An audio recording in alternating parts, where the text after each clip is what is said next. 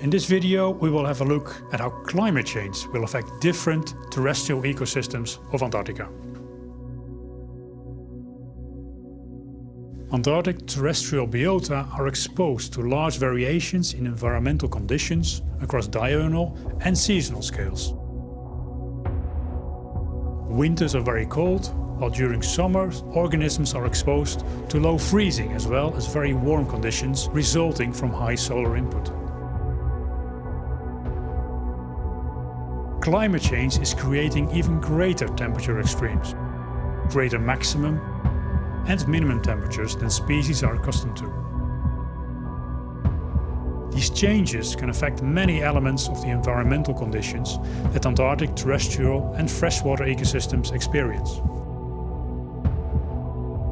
Such changes can include temperature, precipitation and desiccation, the frequency and magnitude of temperature extremes, freezing and thawing, and the length of the active growing season. The scale of these climatic changes will vary greatly across microhabitats and at regional scales, depending on local climate and weather conditions. Biotic responses to climate change will therefore vary within and across Antarctic biogeographical regions.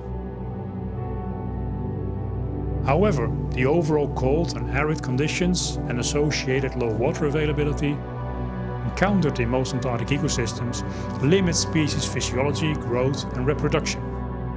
Contemporary climate warming may alleviate some of those restrictions. In addition, the melting and retreat of glaciers will expose new sites for Antarctic biota to colonize, as well as potentially linking of local patches of biota currently isolated by snow and ice barriers.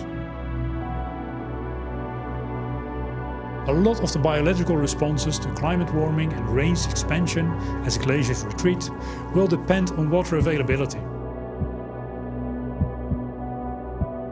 Without sufficient water, mosses and lichen photosynthesis and consequently their growth will decrease despite longer periods of warmer above freezing temperatures.